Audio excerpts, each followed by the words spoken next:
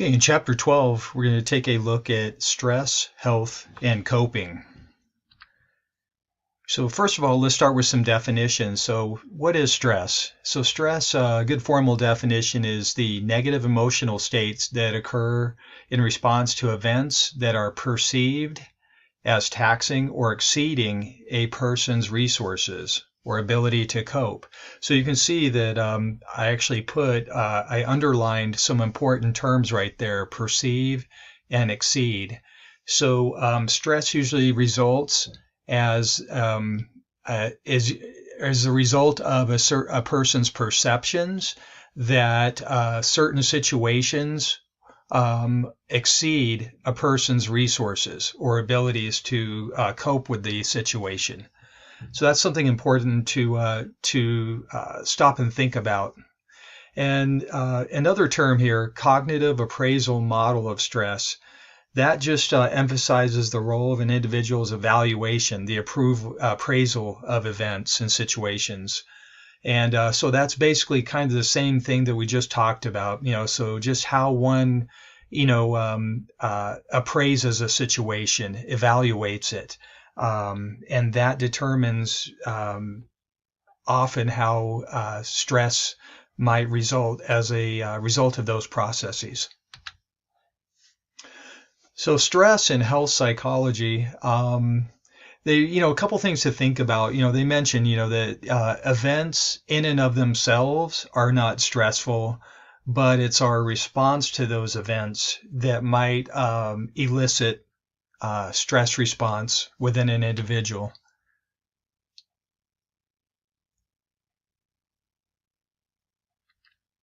Okay, moving on here. So health psychologists, they're really interested in the biological, behavioral, and social factors that influence our health or our wellness or medical treatments or health related behaviors. So as I mention quite often in my courses, that psychologists, whenever they look into a research topic, they approach it from the paradigm of the bio, psycho, and social type components. So this sort of refers to those. Okay, so we're going to take a little bit, take a moment to kind of look a little deeper into what is stress, coming up with a good definition of stress. So stressors are seen as, events that one will perceive as being harmful, threatening, or challenging. So you remember, perception of events is what's really key here. Okay, and so they mentioned there's a couple of topics mentioned here: social readjustment rating scale and revised social readjustment rating scale. Don't worry too much about that. That's not something that I require one to memorize.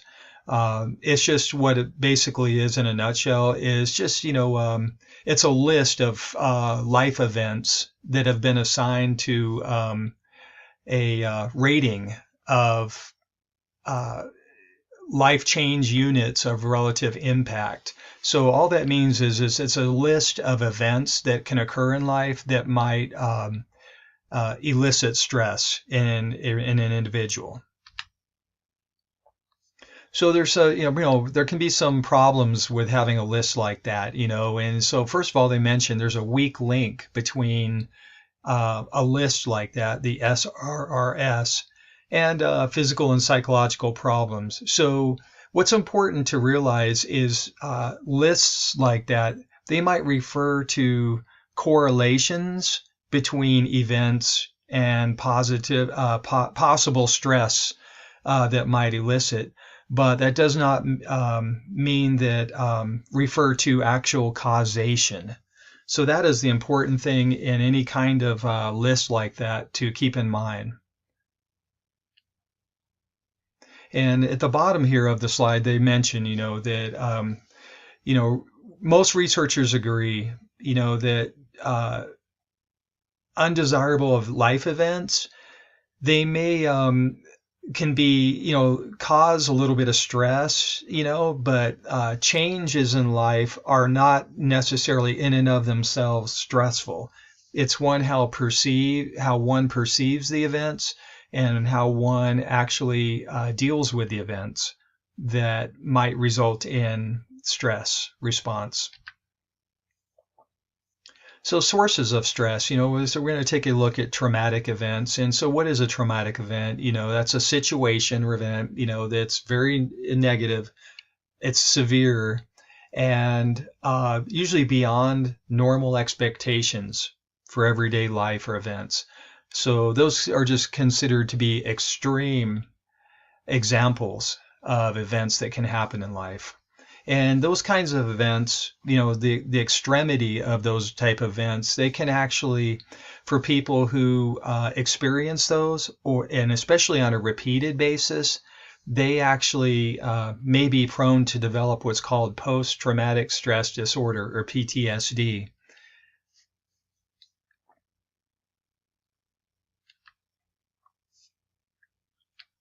Okay.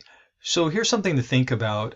This down below here, I'm not too concerned about the graph here, but feel free to at any time during this video to stop, pause the video and look at a certain slide a little more in detail if you seek a little more insight into a topic. But what I did here is in bold lettering, I actually highlighted the term resilience. And so what I'd like for you to do is actually think about what is resilience and how would you define it. And then if you have no idea, then definitely look it up. Look it up in your textbook or Google it.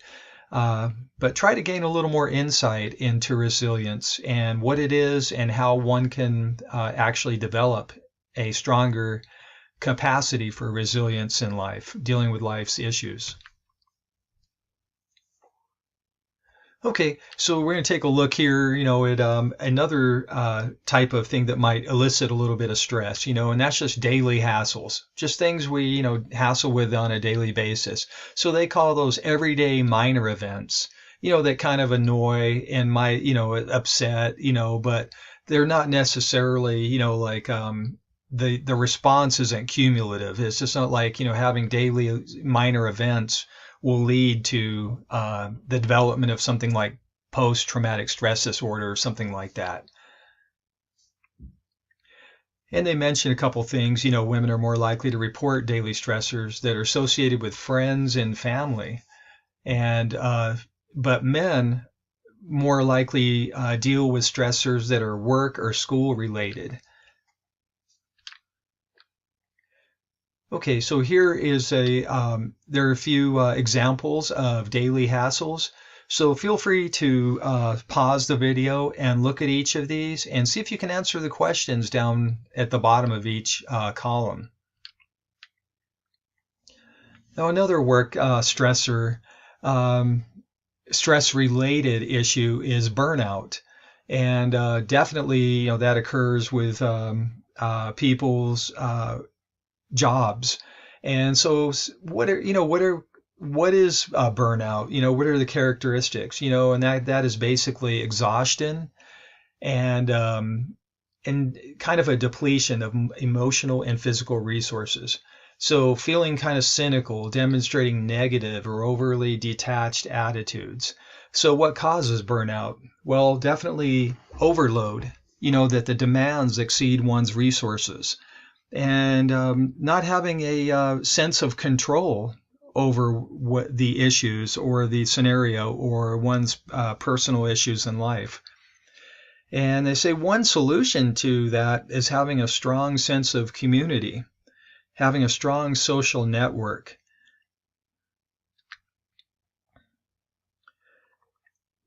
And they mention here, we're going to take a look at some social and cultural sources of stress, so people, who live under difficult or unpleasant conditions, they have a few resources and experience chronic stress. So that is just the cumulative type of stress that eventually results in psychological and physical disorders.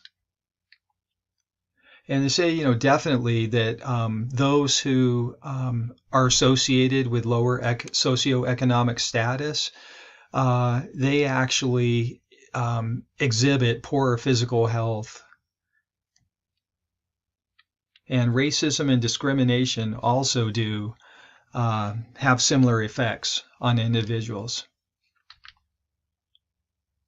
Okay, so this is, well, we're going to address, the stress of adapting to new culture. So definitely for those individuals who actually, maybe move to a different culture and, that they actually have certain stresses that they deal with. And so we're going to look at, maybe some of the effects and maybe strategies for reducing that kind of stress. And down below on the left-hand side, it says acculturative stress results from the pressure of adapting to a new culture. So that is for those who are, that have done that, they probably are well familiar with this type of stress, that it's not easy to adapt to a new culture. So feel free, please stop the video and read the reducing stress column right here on the right-hand side, and to gain further insight into this.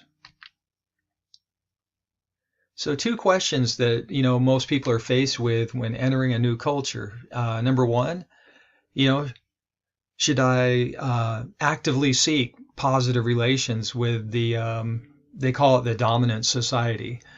And the second one is, should I try to maintain my original cultural identity? And, so those are 2 issues that those who are trying to adapt to a new culture, they may actually deal with those on a regular basis.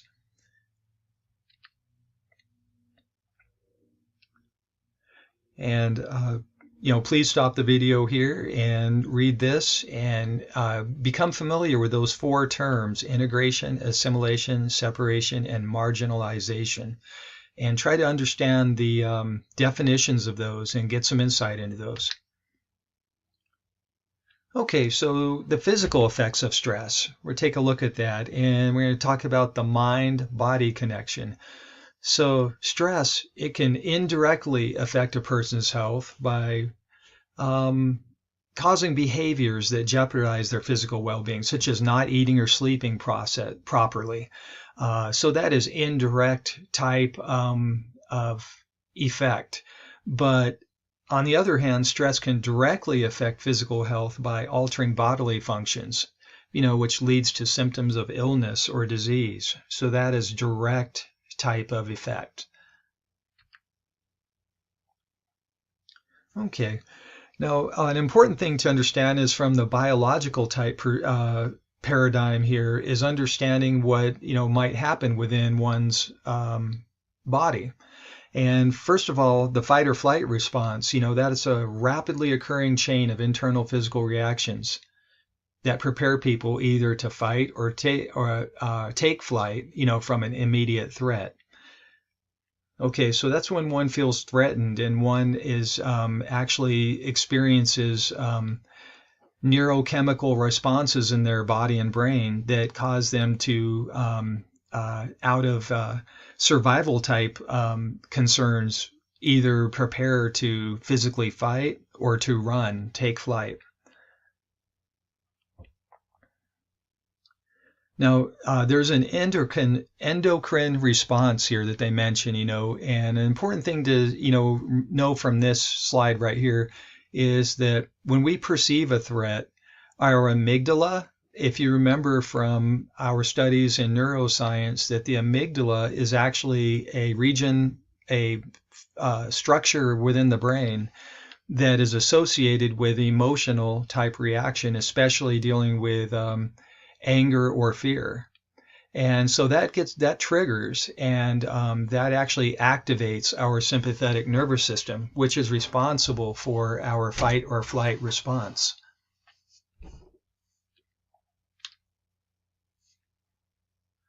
Okay, so what happens here? What happens to those, that experience prolonged stress, chronic prolonged stress? And they use this term general adaptation syndrome. And that refers to the overall devastating effects of prolonged stress. And here are the 3 stages. First, one experiences alarm when first dealing with new stressors.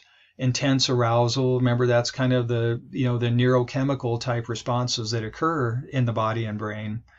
And then if one doesn't have the resources to deal with it effectively right away, that arousal state can actually stay elevated within an individual. And then second stage of that is resistance. So the body actively tries to resist or adjust to the continuing stressful situation. So and during that, when the body is trying to fight or adjust to that stressful situation, it experiences a reduced capacity to fight new stressors. So in a way, one's immune system is kind of definitely impaired. Finally, the third stage there in general adaptation syndrome is exhaustion. So physical, psychological, and that can lead to neurophysiological issues and psychoneuroimmunological issues, which we will discuss that term in a little later for those of you who are new to that. And that can actually lead to death. Okay, so what happens biologically for chronic stress and aging and things like that? And we have these little structures here that are called telomeres, and they actually keep our genetic data in our chromosomes from being broken or scrambled during cell division. So they kind of hold all of our genetic information in place. And what happens is we get older, or as we experience a elevated stress, that those telomeres actually get shorter, and that actually can cause a lot of health issues. And so in the next slide, we're going to actually take a look at some telomeres here, and that's what they look like. So if you notice in the photo on the left-hand side here, that those on the end of each chromosome pair, you will see that there are 2 on each end of it. There are 2 telomeres. You can see them. They're the little pink dots, or the little, they look like pink to me. They can be light red to others. But those are the telomeres. Those are located on the end of the chromosome pairs. Okay, so if you look at a larger just illustration of that, you can see the telomeres in blue, and then the chromosome pairs are in green there. So, and in each one of those, the actual DNA, the information contained within each person's DNA are contained within those telomeres. Okay, so it is found that chronic and really intense stressors can actually affect telomere activity adversely. But there is something called it's an enzyme that's called telomerase, and it's an enzyme that protects and lengthens telomeres. And and we can do things like that, like having a strong social network, also having strategies to deal, with stress, through relaxation and exercise, and that actually protects our telomeres. Okay, so how does stress affect our immune system? For one thing, our immune system, how it works is it produces white blood cells, and they protect us from, as they mention here, viruses, bacteria, tumor cells, that kind of thing. And so we have, specialized white blood cells called lymphocytes, and they also fight the bacteria, viruses, and other foreign invaders. Now here's a long word here that I put in boldface here that I used earlier in an earlier slide, psychoneuroimmunology. So psychoneuroimmunology. And that is a field, it studies how the connection, how our nervous system and our immune system And actually our psychology too, our psychological processes, how all three of those work together and how they all work together to keep us healthy, or how if one is experiencing disorder or issues, it can actually affect the others too. Okay, so what stresses, what influences our immune system? So definitely we already discussed, highly stressful events. And so that actually can result in reduced immune system functioning. So here's some examples. Feel free to look at those. Stop the movie here and look at these if you feel like looking at those further detail. Okay, so, and then we also can talk about placebo effect. And this is interesting, so here's the difference, so pain-killing drugs and placebos themselves, they actually can activate the same brain area. And that brain area is called the anterior cingulate cortex. So what's important on this slide is to take a look at the two brain scans on the right-hand side of this slide. And you'll notice that the one on the top there, that's a brain scan of an individual that received a painkiller, an opiate painkiller. And you'll see that the areas of the brain, the regions of the brain that are lighted up, those are actually the ones that are being responding to the painkiller. If you look down below now, for those who received a placebo, and you remember a placebo means something that's not the real drug, but it's something that people think is the real drug. So they end up experiencing the effects of the drug just because they expected it to happen. So if you can see here in the brain scan of the person that received the placebo, that a lot of the same brain areas, regions are activated.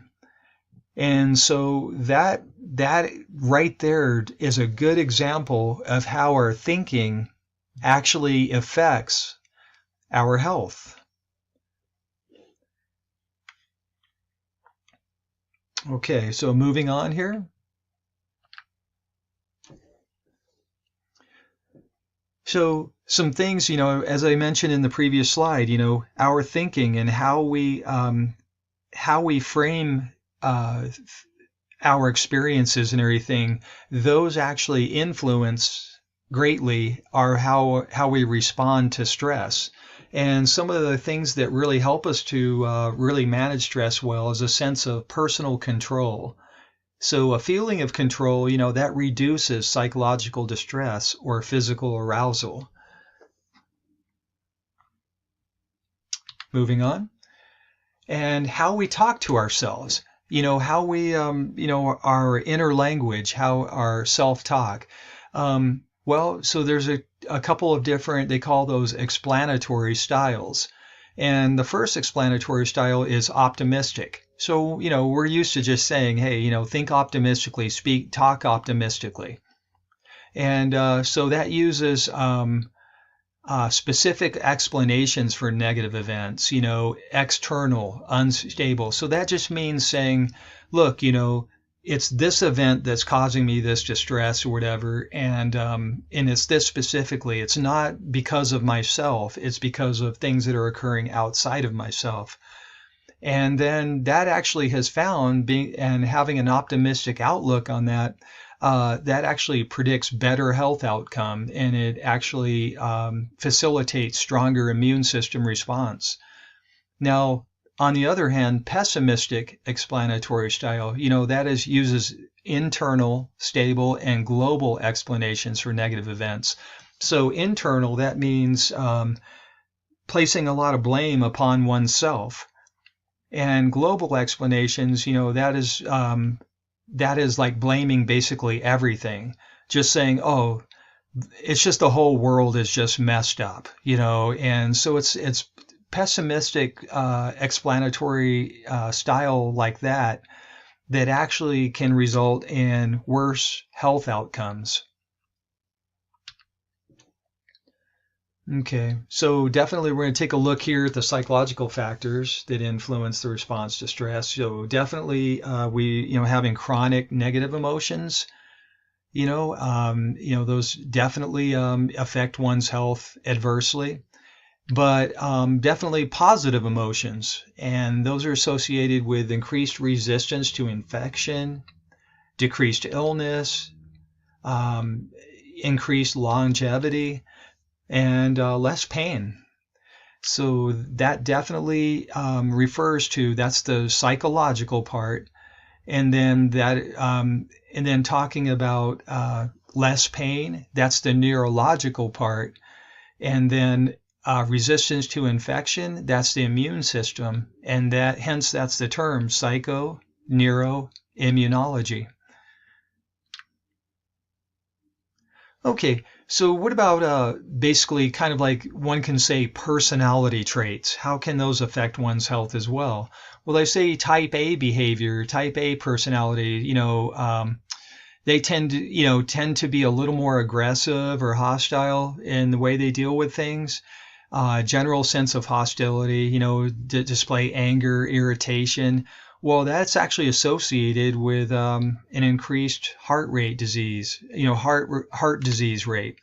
And so higher blood pressure, things like that.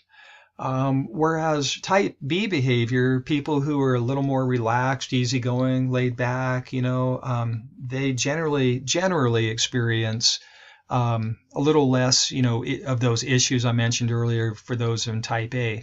Now just remember, these are generalizations, so not everybody will always be the exact same. Okay, so they asked the question, so do our personality factors cause disease? So disease may influence a person's emotions rather than the other way around. So just remember that one can experience a disease first, and then that can actually influence one's emotional response to that, which in effect, that becomes a cycle that each keeps affecting the other until it results in compromised health. So definitely social support, that is found to increase, or contribute to increased health. So definitely things like chronic loneliness, that has been found to result in more physical and mental issues with poorer physical and mental health, higher death rate, and decreased cognitive functioning. So that's just something to keep in mind. So definitely having diverse social networks, strong social life, that's can actually contribute to greater resistance to upper respiratory infection, and definitely all kinds of infections actually. Lower incidence of dementia and cognitive loss in old age, so that's just something to keep in mind as well. Okay, and here are some social factors. How can social support positively benefit our health? And what about, the negative impacts of it? So please, stop the video and read each of these and become familiar with these. And how do men and women, how do they respond? What kinds of social support do they actually need more, specifically? So same thing, stop the slide here. Please read these. And, here's some effective strategies, for emotional support, that kind of thing, and ineffective strategies. Same thing, stop the video here and please read these. And coping mechanisms, so how people deal with stress. So behavioral and cognitive responses are used to deal with stressors. That's coping. Okay, so definitely just briefly look this over. And here's the two types so definitely focusing on specific problems, that's aimed at managing or changing stressors. And that's most effective when we can be in control. All right. All right. Please take a look at this. Moving on. What are the gender differences in responding to stress? and how emotions deal with our coping. Okay? And last but not least, here's this. And that is all, folks. So please